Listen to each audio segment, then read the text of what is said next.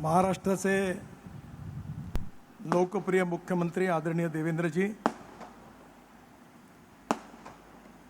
आपल्या सगळ्यांचे आवडते नेते, ज्यांनी वयाची 74 वर्ष पूर्ण केलेली आहे आणि आता 75व्या वर्षात पदार्पण केलेलं आहे, असे महाराष्ट्राचे आमच्या सगळ्यांचे लोकनेते आदरणीय नारायणराव राणे, सौ वहिनी, भारतीय जनता पार्टीचे अध्यक्ष रवींद्र चव्हाण, राष्ट्रवादी काँग्रेसचे अध्यक्ष सुनील तटकरे, मंचावर उपस्थित महाराष्ट्राच्या मंत्रिमंडळातील सर्व सन्माननीय मंत्रीगण, आमदारगण, उपस्थित सर्व अतिथीगण आणि माझ्या बंधूंनो आणि भगिनींनो, नारायणराव राणेंचं जीवन माझ्या राजकारणाच्या सुरुवातीच्या काळापासून मला अतिशय जवळून बघण्याची संधी मिळाली. 1995 साली भारतीय जनता पार्टी आणि शिवसेना युतीचं सरकार आलं आणि त्या सरकारमध्ये मीही मंत्री होतो, राणेसाहेब पण मंत्री होते. पण त्याआधी राणेसाहेबांच्या जीवनामध्ये ज्या प्रकारचे उतार चढाव आले आणि त्या सर्व संघर्षावर मात करत ते पुढे कसे गेले याचा इतिहास आपल्या सगळ्यांना जवळून माहिती आहे. वडील गिरणी कामगार होते, आईचा आशीर्वाद बरोबर होता. कठीण परिस्थितीमध्ये इन्कम टॅक्स डिपार्टमेंटमध्ये नोकरी लागली. अतिशय कठीण काळात त्यांनी शिक्षण घेतलं, नाईट स्कूलमध्ये शिक्षण घेतलं आणि त्या ठिकाणी लोकाधिकार समितीच्या माध्यमातून शिवसेनेच्या संपर्कामधून त्यांनी आपल्या कार्याचा शुभारंभ केला. लवकरच शिवसेनेचे नेते म्हणून ते नगरसेवक झाले आणि मुंबई महानगरपालिकेमध्ये बेस्टचे 3 वेळा अध्यक्ष राहिले. लोकाधिकार समिती आणि मुंबई महानगरपालिका या सगळ्या कार्यामध्ये त्यांना जी संधी मिळाली त्याचं त्यांनी सोनं केलं. त्यानंतर आमदार झाले आणि 95 साली मंत्री झाले. विधिमंडळामध्ये मंत्री म्हणून त्यांनी केलेली कामगिरी आणि ज्यानंतर सरकार गेलं त्यानंतर विरोधी पक्षनेता म्हणून त्यांनी केलेली कामगिरी ही निश्चितच आपल्या सगळ्यांच्या समोर आहे. राणेसाहेबांबरोबर मी पण विरोधी पक्षनेता होतो. मधल्या काळामध्ये विरोधी पक्षनेता होण्याच्या आधी बांधकाम मंत्री होतो. बांधकाम मंत्री आणि विरोधी पक्षनेत्यानंतर भारतीय जनता पार्टीचा अध्यक्ष झालो. जवळ 18 ते 20 वर्ष महाराष्ट्राच्या राजकीय प्रवासात कार्य करण्याची संधी मला मिळाली आणि नंतर मग मी दिल्लीला गेलो 2009 साली पक्षाचा अध्यक्ष म्हणून. पण आज सगळ्या काळामध्ये जे मित्र मी मिळवले त्या मित्रांमध्ये माझा अतिशय जवळचे पारिवारिक ज्येष्ठ मित्र, मार्गदर्शक म्हणून नारायण राणे यांचा उल्लेख माझ्या आयुष्यात नेहमीच राहील. आताच मंत्री म्हणून त्यांनी काम केलं, जेव्हा मुख्यमंत्री म्हणून काम केलं तेव्हा मुंबईमध्ये 55 उड्डाणपूल बांधणं, मुंबई पुणे एक्सप्रेस हायवे पूर्ण होत होता. वरळी बांद्रा सीलिंगचं भूमिपूजन त्यांच्या हस्ते झालं होतं. बाळासाहेब ठाकरे होते, प्रमोद महाजन होते. त्या कार्याचा शुभारंभ त्या काळात झाला होता. या सगळ्या कामामध्ये जेव्हा जेव्हा मला अडचणी येत होत्या त्यावेळी ज्यावेळी मी त्यांच्याकडे जाऊन माझी अडचण सांगायचो तेव्हा अतिशय समर्थपणे ही सगळी कामं झाली पाहिजे म्हणून मुख्यमंत्री म्हणून ते दरवेळेला माझ्या मागे खंबीरपणे उभे राहिले आणि त्यांचं एवढं खंबीर समर्थन मिळालं म्हणूनच त्यावेळी मुंबईमध्ये 55 उड्डाणपूल, Mumbai Pune highway, Worli Bandra ceiling project सारखे अभूतपूर्व प्रोजेक्ट पूर्ण करण्याची संधी मला मिळाली. पण राणेसाहेबांच्या जीवनामध्ये ज्यावेळी आमचं सरकार येऊ शकलं नाही, सुनील तटकरे यांनी सांगितलं की राजकारणामध्ये बराचसा इतिहास असा असतो, तो भूतकाळातला इतिहास लक्षात ठेवायचा असतो, वर्तमान काळात त्याचा अभ्यास केला पाहिजे कारण भविष्य काळामध्ये योग्य मार्ग निवडायचा असेल तर भूतकाळातल्या इतिहासाचा वर्तमान काळात अभ्यास केला तर तो उपयोगी ठरतो. पण त्याची सगळीच काही जाहीरपणे चर्चा करता येत नाही, कारण ते परिस्थितीनुरूप योग्यही होत नाही.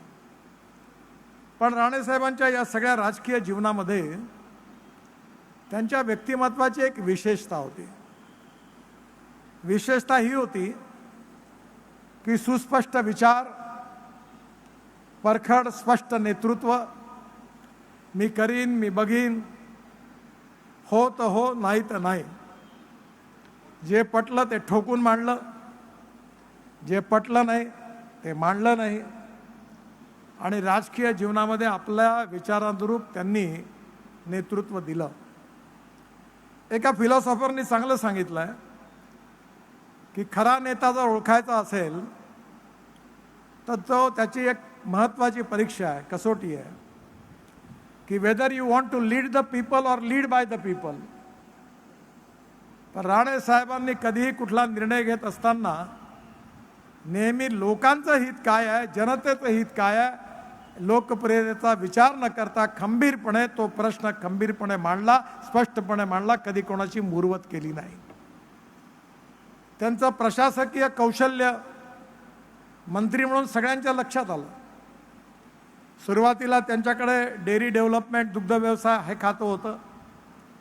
मग महसूल विभागाची जबाबदारी आली आणि त्या काळामध्ये शिवसेनेच्या सर्व मंत्र्यांमध्ये सगळ्यात प्रभावी कामगिरी करणारे कोणी मंत्री म्हणून नारायण राणे यांचा सगळ्या महाराष्ट्रात उल्लेख व्हायचा. पण या इथपर्यंतचा इतिहास तर फारच आहे, पण त्यानंतर सगळ्यात महत्त्वाचा इतिहास जो आहे तो म्हणजे महाराष्ट्राच्या विधानसभेत विरोधी पक्षनेता म्हणून त्यांनी केलेलं काम. मी याकरता असं म्हणतो की आता संचालन करणारे आम्हाला सगळ्यांनाच अभ्यासू नेता म्हणत होते, परंतु महाराष्ट्राच्या विधानमंडळामध्ये अनेक नेते होऊन गेले. पण नारायण राणे ज्यावेळी विरोधी पक्षाचे नेते झाले त्यावेळी आम्हाला सगळ्यांना, त्यांच्या मित्रांनाही आणि त्यांच्या विरोधकांनाही, ते एवढे प्रभावी विरोधी पक्षनेते ठरतील असं स्वप्नातही वाटलं नाही. कारण त्यांचा स्वभाव, त्यांचं कार्य, त्यांचं व्यक्तित्व, त्यांचे विचार लक्षात घेता विधिमंडळामध्ये आणि संसदीय लोकशाहीमध्ये विषयाचा अभ्यास करून, परखड विवेचन करून सभागृहामध्ये विरोधी पक्ष म्हणून सत्तारूढ पक्षाला कैचीत पकडणं याचा लोकतांत्रिक कौशल्य खूप महत्त्वाचं आहे. पण मी विनंती करेन सगळ्या तरुण आमदारांना की तुम्हाला काही जर शिकायचं असेल तर राणे साहेबांनी विरोधी पक्षाचा नेता म्हणून दिलेली जेवढी भाषणं आहेत त्याचं वाचन तुम्ही एकदा जरूर करा, म्हणजे तुम्हाला लक्षात येईल की विरोधी पक्ष नेता किती प्रभावीपणे, किती योग्य रीतीने बोलू शकतो. त्यांची शैली आक्रमक होती, पण कोणाच्या जखमेवर मीठ चोळून त्याला अपमानित करण्याचा त्यांनी प्रयत्न नाही केला. आपल्या मुद्द्याशी कधी कॉम्प्रोमाइज नाही केलं. आपला मुद्दा पूर्ण विश्वासाने, अतिशय आक्रमक रीतीने मांडला. आणि ते मांडत असताना त्यांचं जे कौशल्य होतं, त्यांचं ते वक्तृत्व होतं, खरं म्हणजे ते उदाहरण योग्य नाही आहे, पण सत्य आहे म्हणून मी त्यांची क्षमा मागून तुम्हाला सांगतो की कधी कधी क्रिकेटच्या मॅचमध्ये, 5 दिवसाच्या टेस्ट क्रिकेट मॅचमध्ये शेवटी कुठेतरी 3-4 ओव्हर बाकी असताना जेव्हा पहिला किंवा दुसऱ्या नंबरचा खेळाडू आऊट होतो तेव्हा नाईट वॉचमन म्हणून कोणीतरी खेळाडू येतो आणि तो ते ओव्हर खेळतो आणि दुसऱ्या दिवशी अशी बॅटिंग करतो की ओपनिंग बॅट्समनही विसरतो, आपण मिडिल लेवलही विसरतो, कारण तो इतकी सुंदर बॅटिंग करतो की ती लोकांच्या लक्षात राहते. राणे साहेबांकडनं त्यांचा एकंदर स्वभाव, मंत्रीपद हे सगळं बघताना विरोधी पक्षाचा नेता म्हणून जी कामगिरी करावी लागते ती एवढी नेत्रदीपक कामगिरी ते करतील असं कोणाला वाटलं नव्हतं. पण या काळामध्ये त्यांनी अतिशय सुंदर अभ्यासू भाषणं विधिमंडळात दिली. इंडस्ट्री असेल, ॲग्रिकल्चर असेल, प्रशासन असेल, या महाराष्ट्राचा विकास झाला पाहिजे, महाराष्ट्राचा इतिहास, संस्कृती, विरासत याचं जतन झालं पाहिजे, या महाराष्ट्रातल्या मराठी माणसाचे अधिकार साबित राहिले पाहिजे. लेजिस्लेटिव्ह बिल असतील, वेगवेगळ्या विषयावर त्यांनी दिलेली भाषणं एवढी अभ्यासपूर्ण होती की नारायण राणे एवढा अभ्यास करू शकतात याच्यावर कोणाचा विश्वासच नव्हता. नारायण राणे साहेबांची ती भाषणं पाहिल्यावर सत्तारूढ पक्षात चर्चा होती, अरे काय राणे एवढं चांगलं बोलले. म्हणजे जे मेरिटमध्ये फर्स्ट क्लासमध्ये पास होतात ते मेरिटमध्ये आले तर आश्चर्य नाही आहे, पण जे मेरिटमध्ये येणार नाही कदाचित पास होतील इथपर्यंतच विश्वासानं जेव्हा ते मेरिटमध्ये तो विद्यार्थी येतो, तसं राणे साहेबांचा तो चमत्कार होता. त्या काळात मी विरोधी पक्षाचा मी पण नेता होतो. आम्ही नियमाचा अभ्यास करून अधिवेशन डबल घ्यायला लावलं सुशीलकुमार शिंदेंना. अजितदादा आणि जयंत पाटील पडद्यातून बघायचे हे आहे का, नाही ते यायचे नाही सभागृहात, कारण तुटून पडायचो. पण त्यामध्ये मी आणि राणेसाहेब नेहमी रोज अधिवेशन संपलं की आम्ही बसायचो. येणाऱ्या अधिवेशनात पुढच्या वेळी काय करायचं, कोणत्या प्रकारचे आपल्याला मुद्दे उचलायचे आहेत, कोणत्या मुद्द्यावर कोणत्या बिलावर काय भूमिका घ्यायची आहे, याची सगळी तयारी त्यांची राहायची. मी मुंडेसाहेब राणेसाहेब त्यांच्या चेंबरमध्ये बसायचो.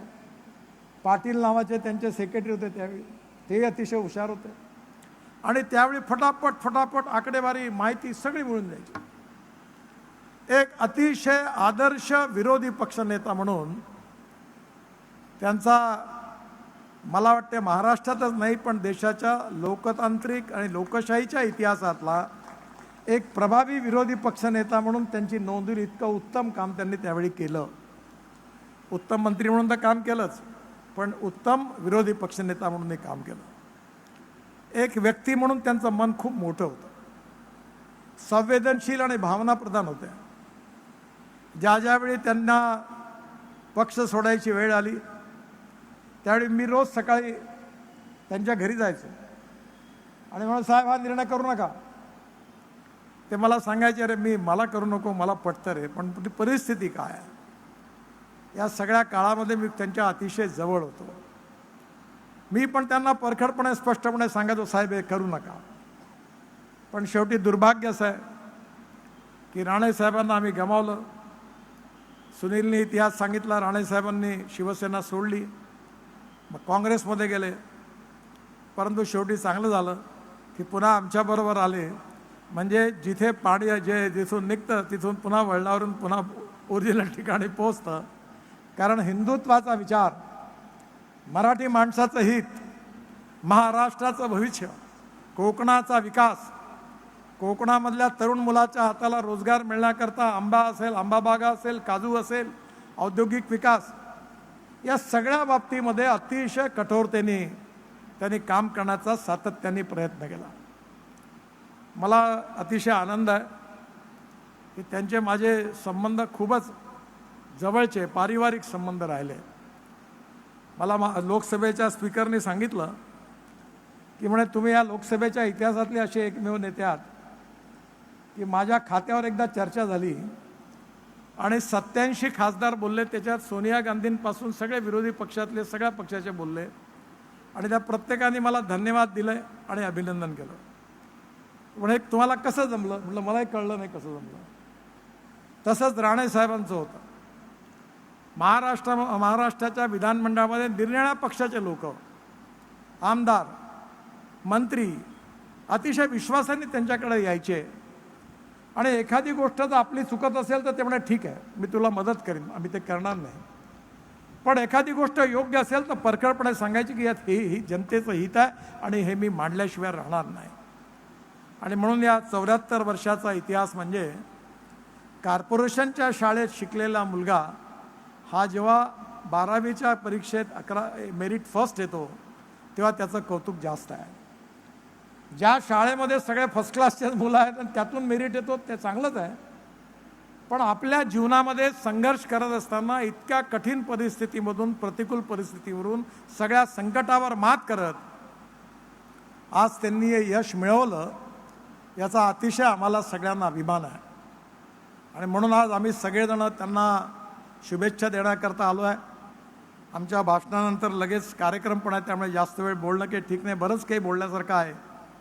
पण मी एवढंच म्हणतो की साहेब, सुनील गावस्करच्या जीवनामध्ये एक त्यांना रिटायर्ड झाले तेव्हा त्यांनी कलकत्त्याच्या टेस्टमध्ये 96 रन काढली होती आणि त्यावेळी त्यांना विचारलं होतं, त्यांनी आपलं रिटायरमेंट घोषित केलं तेव्हा त्यांनी सांगितलं, लोकांनी विचारलं पत्रकारांनी की तुमचा फॉर्म चांगला आहे, तुम्ही अजून वर्ल्ड रेकॉर्ड करू शकता, तुम्ही रिटायर्ड का होता?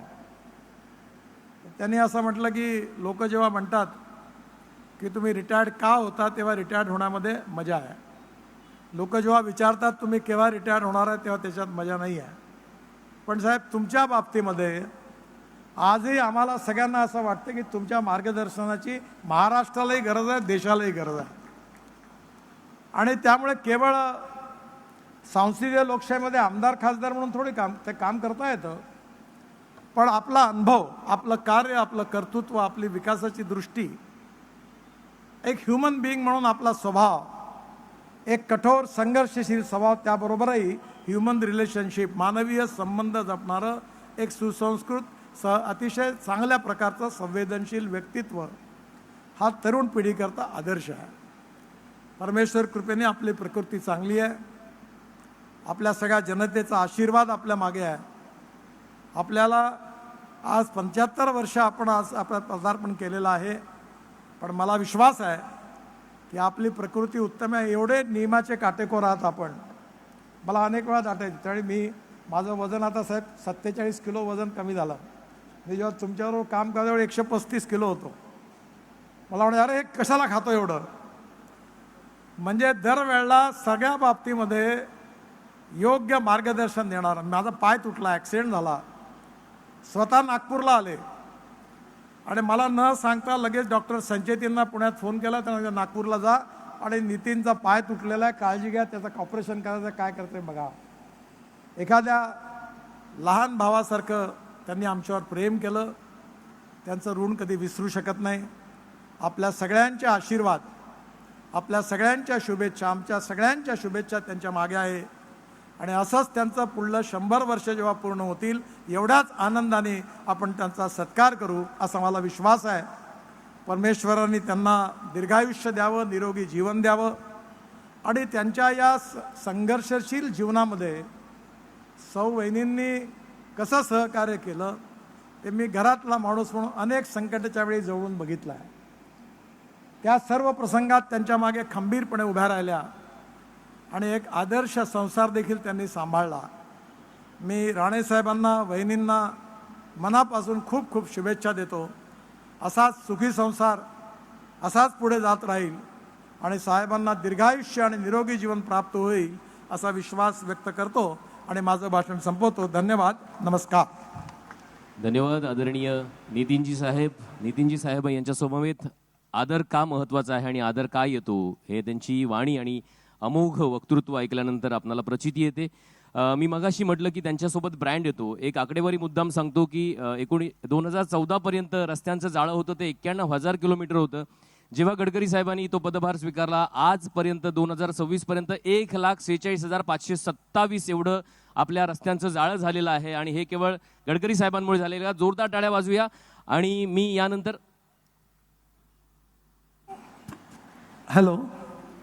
मी बोलायला विसरलो, पण आज राणे साहेबांच्या 75व्या दिवशी मला खूप लोकांनी विचारलं, पण या कार्यक्रमात राजकारण किंवा अन्य काही बोलणं बरोबर नाही म्हणून मी बोललो नाही. पण तुम्हाला सांगतो की राणे साहेबांच्या समोर ते शब्दाचे पक्के आहेत. या वर्षी मे महिना समाप्त होण्याच्या आधी मुंबई गोवा मार्ग पूर्ण होईल आणि या पावसाळ्यात तुम्हाला त्रास होणार नाही असं राणेसाहेब वारंवार मला सांगतात. आणि त्याचप्रमाणे कोल्हापूर टू रत्नागिरी हा 90% रस्ता पूर्ण झालेला आहे. आता एक टनेल पण बांधणार आहोत आम्ही आणि हा पण रस्ता जवळपास मे महिन्याच्या आधी पूर्ण करण्याचा पूर्ण प्रयत्न करू असा विश्वास आज राणेसाहेबांच्या समोर शब्द देतो आहे. तसे मी राणेसाहेबांकडून शिकलो आहे की खोटं बोलत नाही राजकारणात. आणि या रस्त्यापायी एवढी बदनामी मी सहन केली आहे की मी काही उद्घाटना करता येणार नाही. मी आत्ताच देवेंद्रजींना सांगितलं की आपण दोघं मिळून गाडीत बसवून एकदा मुंबईवरून निघून गोव्याला जाऊन तिकडनं विमानाने निवडून निघून जाऊ नागपूरला. कारण मलाही दुःख आहे याचं की तुम्हाला पुष्कळ दिवस त्रास सहन करावा लागला. पण आज साहेबांच्या या 75व्या वाढदिवसाच्या दिवशी तुम्हाला विश्वास देतो, साहेबांचा सतत आग्रह, सतत फोन मला राहायचा आणि मे महिन्याच्या आत ते सगळं काम संपेल हा विश्वास देतो. धन्यवाद.